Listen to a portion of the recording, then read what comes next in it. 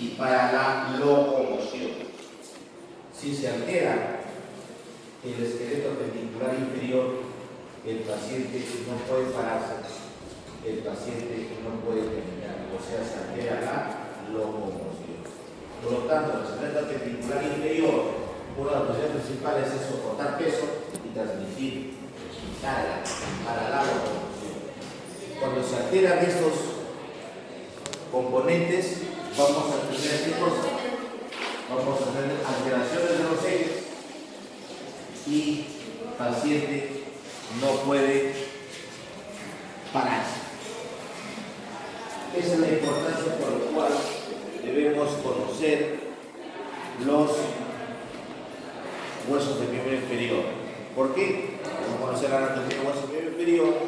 La finalidad de que ustedes adquieran dominio de esta región que comprende la cadera, comprende el muslo, la pierna, el pie. Tanto en los hombres como en las es igual, ¿no es cierto? No vamos a ver ninguna otra alteración.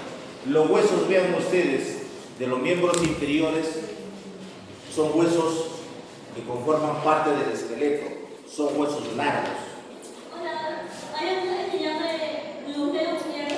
Tienen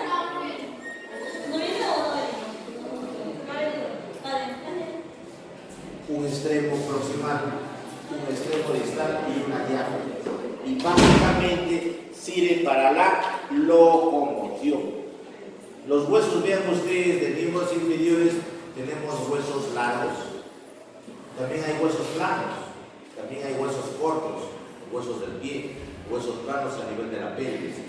Pero los dos huesos largos, vean ustedes, con fines didácticos, también se le tiene una nomenclatura numérica. Al húmero, hueso 1, al radiocúbito, hueso 2, al fémur, hueso 3 y a la tibia y peroné, hueso 4. O sea, son terminología para que ustedes tengan de referencia que también se conocen a estos huesos de la esqueleto appendicular con esos números que los pueden identificar. Entonces acá tenemos las regiones del esqueleto axial appendicular inferior. ¿Por qué el esqueleto appendicular superior? Ya lo hemos hablado, ahora nos vamos con el esqueleto appendicular inferior. ¿Qué podemos hablar del esqueleto appendicular inferior? Los huesos del miembro inferior. ¿Qué cosa es lo que permite soportar peso, transmitir peso para la locomoción? Eso es lo importante que deben saber de los huesos del miembro inferior, porque uno tiene alterado un hueso del miembro inferior, no va a poder pararse, no va a poder caminar.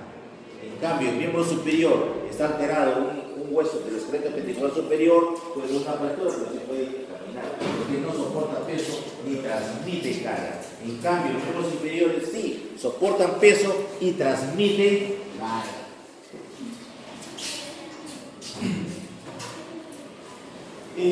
¿Qué huesos tenemos en el miembro inferior? Tenemos a nivel de la cintura peniana, los huesos dorsales, a nivel del muslo, el fémur, a nivel de pierna y el peroné, y a nivel de pie, tarso, metatarso y dedo. Hueso dorsal. ¿Qué ven acá ustedes? Es un hueso plano, ¿no es cierto? Es un hueso plano, vean ustedes, que tiene dos caras. ¿Cuáles son esas caras? Una cara anterior y otra posterior, dice su compañero. Una lateral y una medial, dice acá. ¿Usted qué cosa dice? Anterior y posterior. Externa e interna. Cuando hablamos nosotros de lateral y medial, es cuando nos estamos lateral alejando de la línea media y medial nos estamos acercando a la línea media. Acá el hueso ilíaco no se aleja ni se acerca de la línea media, sino que debemos hablar como una cara lateral que está expuesta hacia afuera y una cara interna que está expuesta hacia los elementos internos de la región pelviana. Un elemento interno de la región pelviana, ¿cuál será? Interno de la región pelviana que usted tiene en su cuerpo. Se olvidaba. Tú. Pelvis. ¿Qué tenemos en la pelvis? Vejiga común. ¿Qué tenemos en las mujeres? El útero. ¿Y qué más? Los ovarios. O sea, son órganos internos. Entonces tengo una cara interna que está cerca de esos órganos y una cara externa que se aleja de esos órganos. Entonces hablamos de una cara externa y una cara interna del hueso iliaco.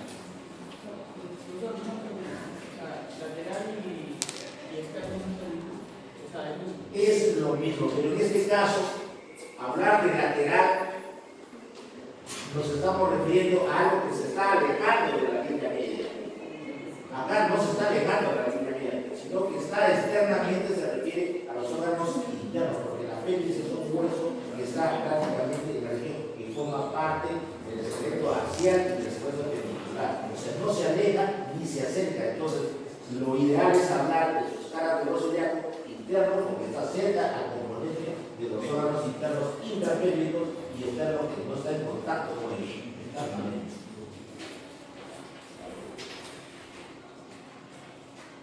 Muy bien, entonces este hueso ilíaco,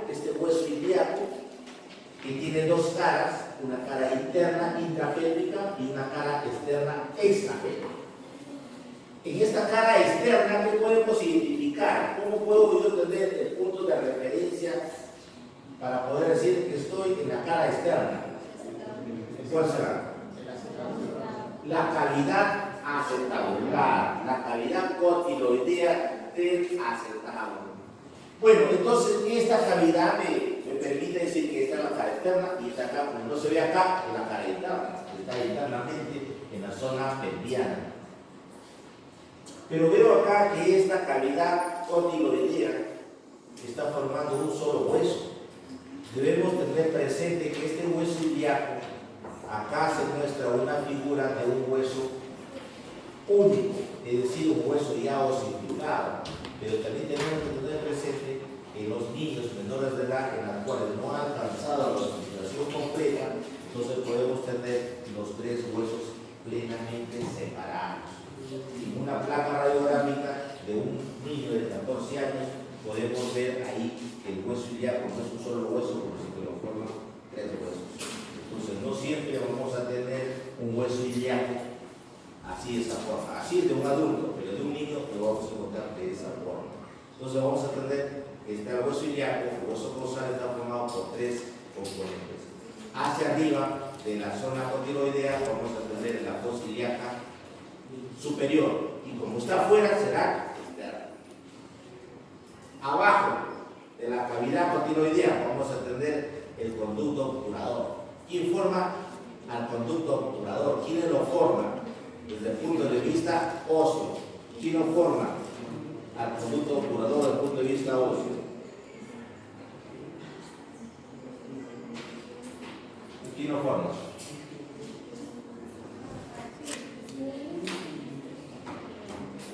Al conducto obturador, al agujero obturatriz, al agujero obturador lo forma una rama isquiopubiana. Esta rama se llama rama isquiopubiana.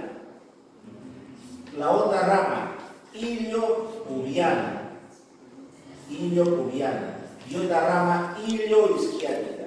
Todas estas tres ramas forman el agujero obturador. El agujero obturador está formado por las siguientes ramas óseas: iliopubiana, isquiopubiana y ilioisquiática. Son esas tres ramas van a formar el agujero obturador.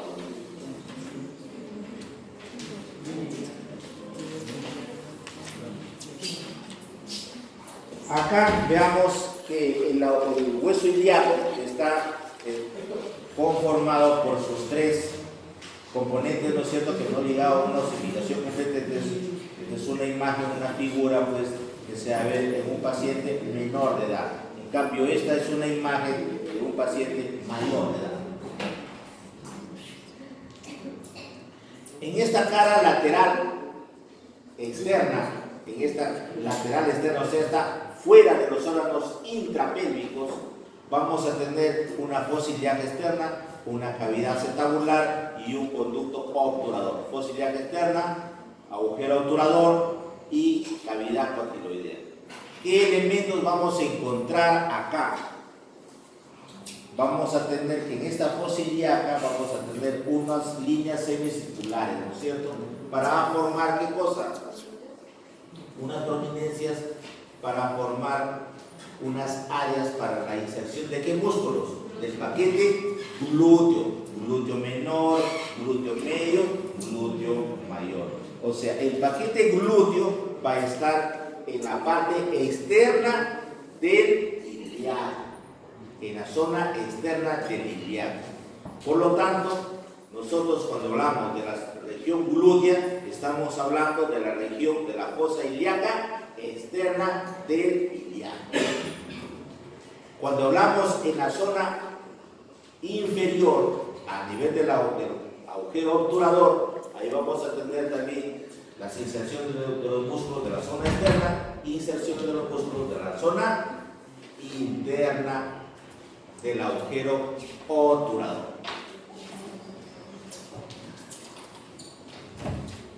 En la zona interna, vean ustedes del ilíaco, ¿qué vamos a encontrar?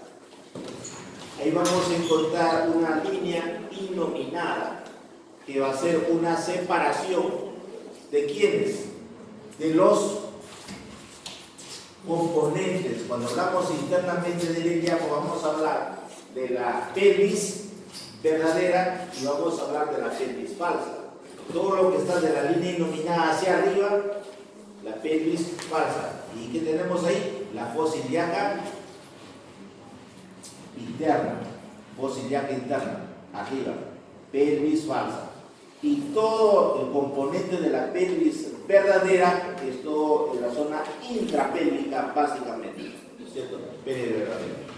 Eso ya se va a profundizar cuando hablemos de la región del aparato genital masculino y femenino, cuando vayamos al tema de pelvis. Entonces, en resumen, podemos decir que el ilíaco tiene una cara anterior, una cara externa, una cara interna, un borde superior, un borde inferior, un borde anterior y un borde posterior. El borde superior, ¿qué cosa es lo que vamos a ver en el borde superior del ilión? La famosa cresta ilíaca. ¿Se puede palpar la cresta ilíaca? Sí se puede palpar, como un punto de referencia óseo de nuestro cuerpo. Podemos palpar la cresta ilíaca. ¿Se puede palpar la cresta ilíaca? ¿O no se puede palpar? Se puede palpar la cresta ilíaca.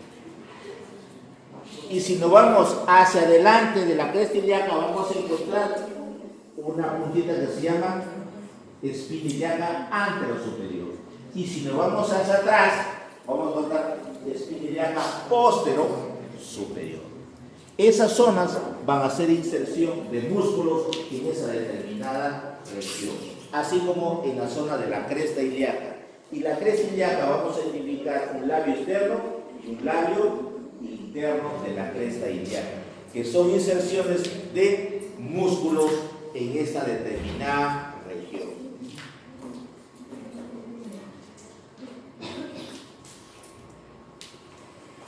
Espina ilíaca anterosuperior, ¿qué vamos a encontrar? ¿Qué músculos se van a insertar ahí? El sartorio, ¿qué más? El tendón de la fascia lata.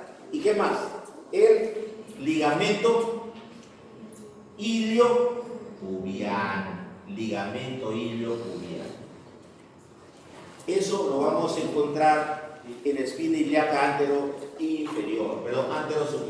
Y en la espina ilíaca anteroinferior vamos a encontrar el tendón directo ¿de quién? Del recto anterior del músculo cuádriceps. el tendón directo del músculo recto anterior del cuádriceps. Y en la espina ilíaca posterior superior, ¿qué cosa vamos a encontrar? Ahí se va a insertar el glúteo mayor. Glúteo mayor. O sea, son estructuras óseas que vamos a poder identificar fácilmente en el paciente.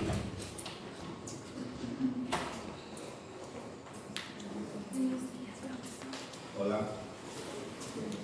Eso es en el borde superior. En el borde inferior. ¿En el borde inferior se puede palpar del ilíaco? No. ¿Alguien dice sí? Borde inferior del ilíaco. Cuando hablamos del borde inferior del ilíaco, vamos a hablar de la tuberosidad de la rama isquiopubiana del isquion. ¿Y ustedes están sentados en qué? Sobre su tuberosidad isquiática, sobre la rama isquiática. ¿Podemos palparla? Claro que se puede palpar. Puede colocar al paciente en esa posición, vean ustedes, en la que está acá, y podemos fácilmente palpar la tuberosidad isquiática y vamos a tener ahí el inicio de la borde inferior del ilíaco. ¿Y para qué sirve esta tuberosidad isquiática? ¿Para qué sirve? Porque por acá tenemos la emergencia del nervio pudendo interno. El nervio pudendo interno sale por acá y que va a inervar toda la región del perineo.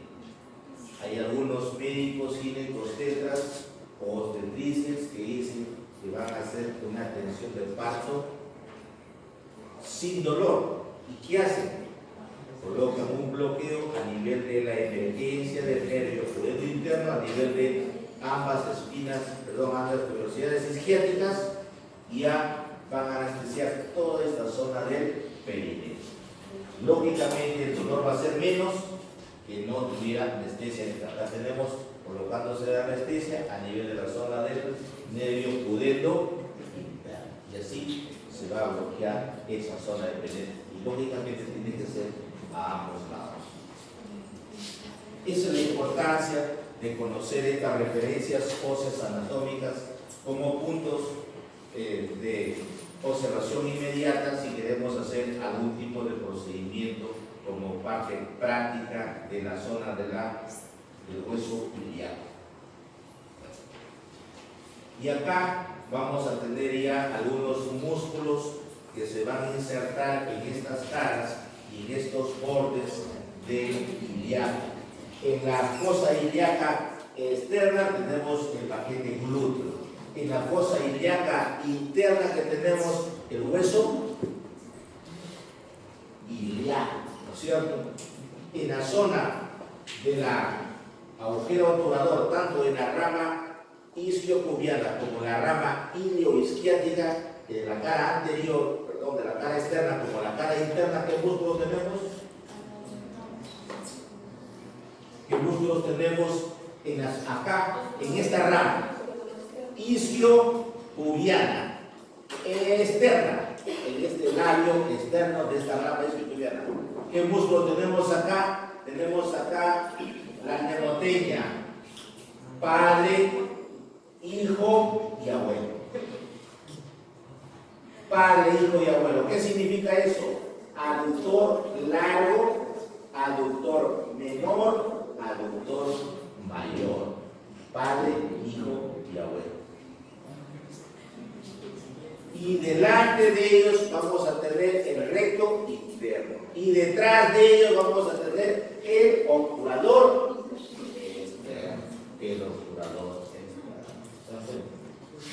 Y en la rama iliopubiana arriba vamos a tener ¿qué cosa? El pendiente. Entonces son músculos. Ahora, en la zona posterior, ¿qué vamos a tener? Los músculos isquiotibiales. ¿Cuáles son los músculos isquiotibiales? ¿Qué estás leyendo? Química.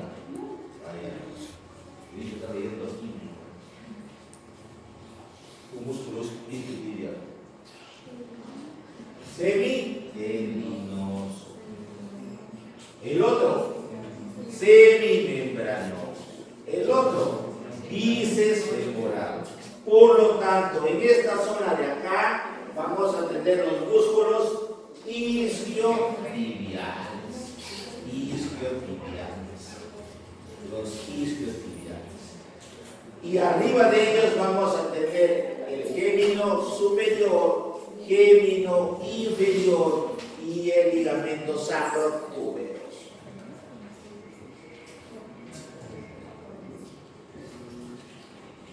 Y acá los que están en la zona pues, de la fosa ilíaca, ¿no es cierto? Seguimos acá. Acá igual vean ustedes lo que les decía pequeño, aductor mayor, aductor menor, padrino y abuelo. Acá los músculos de los isquiotibiales. Acá tenemos el ilíaco, el dorsal ancho que está por acá, el psoas menor. Son músculos que van a estar formando parte, cubriendo la cara externa, la cara interna de los huesos ilíacos. Los puntos de referencia de este hueso ilíaco, ¿para qué son de utilidad clínica? Para detectar puntos dolorosos abdominales. El punto doloroso abdominal de mayor frecuencia de uso que les van a preguntar a ustedes es el punto de McBurney. El punto de McBurney van a identificar con una línea de la esquina ilíaca anterosuperior. El ombligo, una línea recta en el centro, presionan ahí y van a tener dolor. Es apendicitis mientras no se demuestre lo contrario. Entonces, todo paciente con un problema apendicular van a identificar el punto de McBurney. El punto de McBurney, esquina ilíaca anterosuperior, ombligo, línea media. Ahí está. Entonces, van ustedes a identificar. Ahorita lo estamos haciendo como conocimiento general, pero esto les van a pedir a ustedes cuando estén haciendo su medicina clínica, estén haciendo su cirugía. Y lógicamente, cuando ya me internado, ahí todos los días van a ver eso. ¿Por qué? Porque todos los días llegan pacientes con este tipo de problemas, ¿cierto? Y además, estos puntos de referencia del hueso ilíaco son para hacer algunos procedimientos, como que hacer una paracentesis, o sea, colocar una aguja al abdomen para sacar líquido cuando hay un aumento de líquido intraabdominal, una síntesis, una paracentesis, extraer el líquido de la cavidad abdominal. Incluso estos puntos de referencia óseos de la pelvis son para hacer una topografía de las regiones del abdomen. O sea, son puntos que uno debe tener para poder hacer esta topografía abdominal, identificar puntos dolorosos y hacer procedimientos médicos. ¿Ya? Esa es la importancia de conocer estos puntos de referencia óseos de este hueso ilíaco. Para hacer todo esto, mira, para hacer tesis, incluso en la parte posterior, para hacer el anestesiólogo colocar la anestesia a un paciente. Además, incluso que se está sacando células madre de la cresta ilíaca para poder hacer fines diagnósticos o hacer donantes de células madre, o sea, una serie de procedimientos con la referencia de los puntos óseos de este hueso ilíaco. Seguimos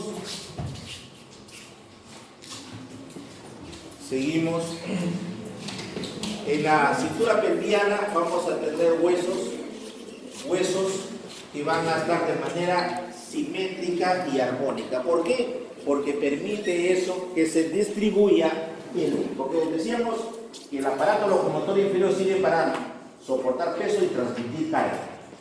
Y esa transmisión y soporte de peso es simétrico. ¿Por qué? Porque viene por el esqueleto axial, se distribuye por ambas articulaciones sacroiliacas y viene a la articulación coxofemoral y vienen a ambos fémures de manera simétrica. Es por eso que nuestro centro de gravedad está en medio de nuestra pierna, centro de gravedad. Cuando se altera el centro de gravedad, me voy para adelante, me voy hacia atrás, me voy hacia la derecha o me voy hacia el lado izquierdo. Entonces tiene que haber una armonía. Y cuando hay una alteración de cualquier hueso del esqueleto apendicular inferior, se altera el centro de gravedad porque la distribución de la carga es asimétrica. Y ¿Cuál es el diagnóstico que le pone el público? Mira, cojo, ¿no es cierto? O chueco, o lo que sea. Es así, así le dicen, así le ponen, ¿no es cierto? Entonces, ¿por qué? Porque esta distribución de las cargas es asimétrica. Es asimétrica. Es el hueso causal para la forma de las espinas ilíacas anterosuperiores, la disposición del acetábulo o una orientación inferolateralmente. Igual manera de las sínfisis pubianas, de la pelvis, del fémur. ¿Qué va a permitir estos puntos de referencia? Identificar puntos óseos para hacer los diagnósticos que le hemos dicho, los diagnósticos de puntos dolorosos, o hacer alguna referencia para hacer algún tipo de procedimiento. Seguimos descendiendo, que vamos a encontrar el fémur. El fémur, ¿qué cosa?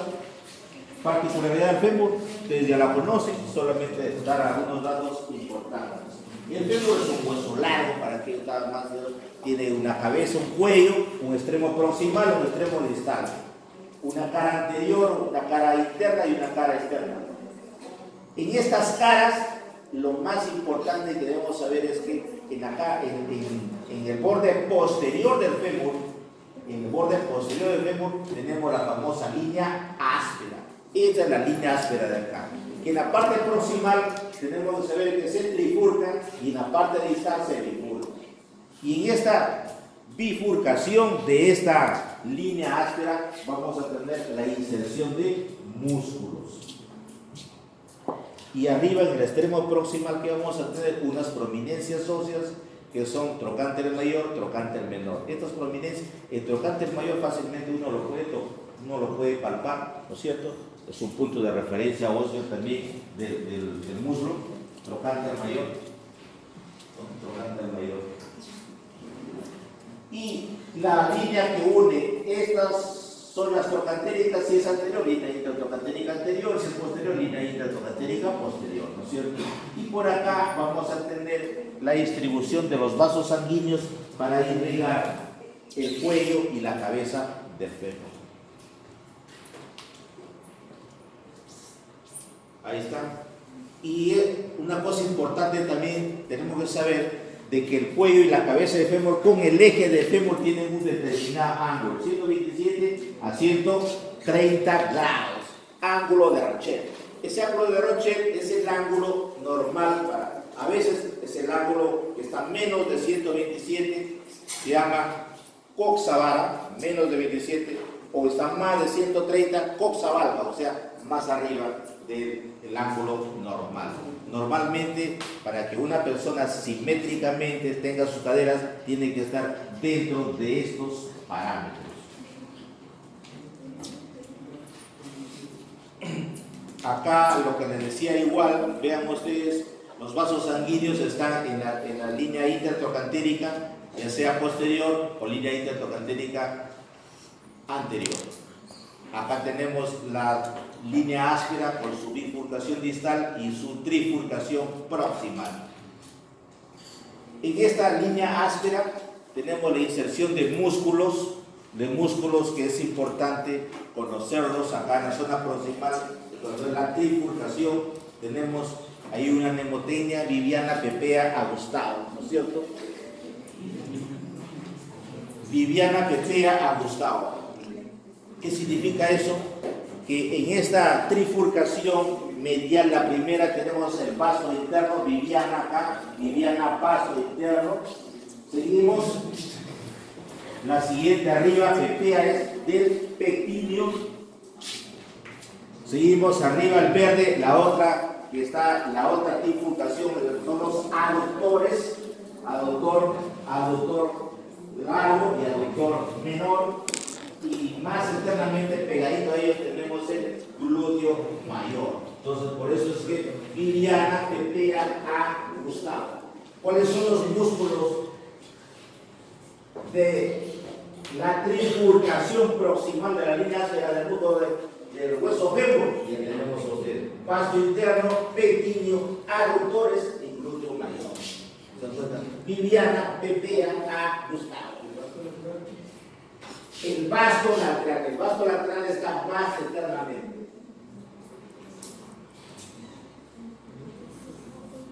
Muy bien, entonces seguimos acá en la zona interna, inferior, que es la bifurcación de la línea áspera. Vamos a entender lo que es externamente el gastrocnemio externo y lo que está internamente el gastrocnemio interno, ¿cierto? Los gastrocnemios son músculos que vienen de la pierna hacia el fémur, o sea, son su inserción supracondylar. Cóndilo interno y cóndilo externo de inserción de esos músculos en la bifurcación de la línea áspera. Importante entender que arriba viene la bifurcación de la línea áspera y abajo está la bifurcación de la línea áspera. Y arriba, en el trocánter mayor y trocánter menor, también la inserción de los músculos del paquete glúteo, del cuadrado femoral, de los obturador interno, del obturador interno y del pirámide.